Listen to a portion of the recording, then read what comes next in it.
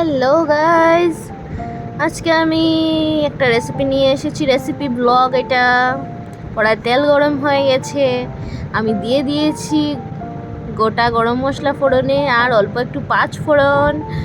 আর আমি এখন বলবো না এটা কি রেসিপি নিয়ে এসেছি, দেখতে দেখতে বুঝতে পারবে। একটা তেজপাতা দিয়ে দিয়েছি আমি।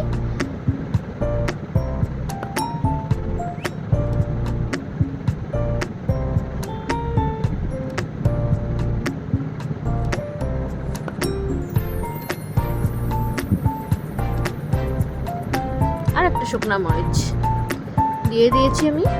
এর মধ্যে ফোড়নে এই কটা জিনিসই যাবে। এগুলো ভালো করে ভাজা ভাজা হয়ে গেলে তারপর স্টেপ বাই স্টেপ দেখতে পাবে কি বানাচ্ছি, কি কি দিচ্ছি, কিভাবে বানাচ্ছি। এটা কমন একটা রেসিপি, কিন্তু এখন সারপ্রাইজ, বলবো না, দেখবে তারপর বুঝতে পারবে কি বানাচ্ছি।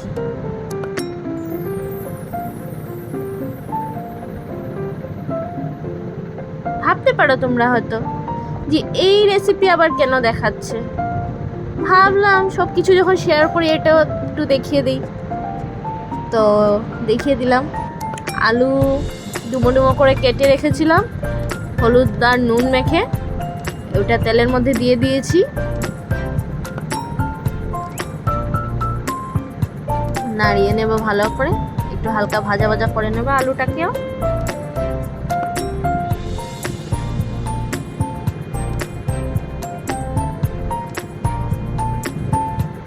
কি বলো তো এটা? হ্যাঁ, বাঁধাকপি।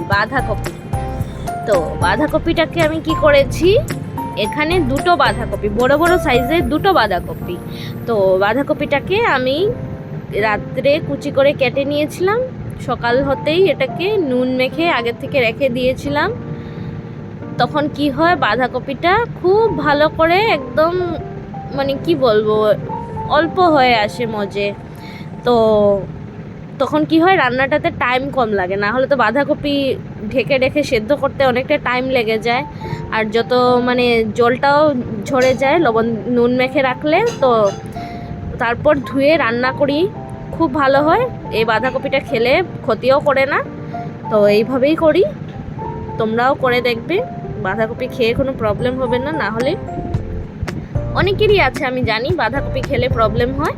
তো এইভাবে নুন মেখে 2-3 ঘন্টা রেখে দেবে, জলটা যে বেরোবে ওটা ফেলে তারপর বাঁধাকপিটাকে ধুয়ে রান্না করবে।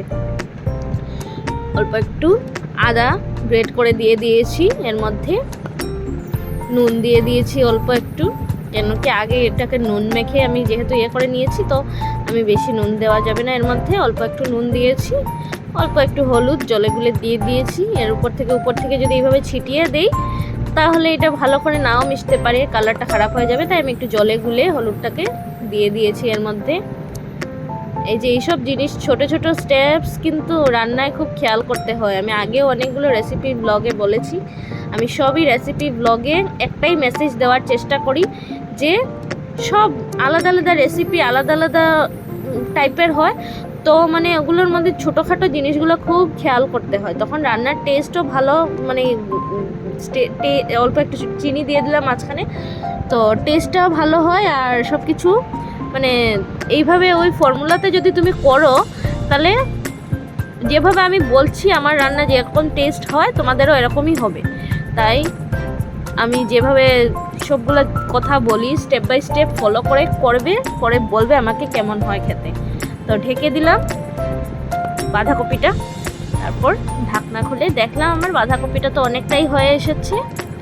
এখন আমি এর মধ্যে কি দেবো বলো, কাঁচা লঙ্কা দুটো চিড়ে দিয়ে দেবো।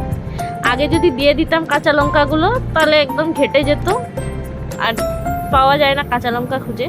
তো কাঁচা লঙ্কাটা বাঁধাকপিটা যখন 80% হয়ে যাবে তখন দিলে দেখতে খুবই সুন্দর লাগে।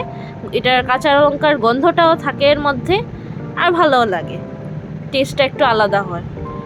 এইসব ছোট ছোট জিনিসের জন্য রান্নার টেস্ট কিন্তু অনেকটা করে, আমি বলে দিচ্ছি বারবার। তারপর অল্প একটু ঘি দিয়ে আমি এটাকে নামিয়ে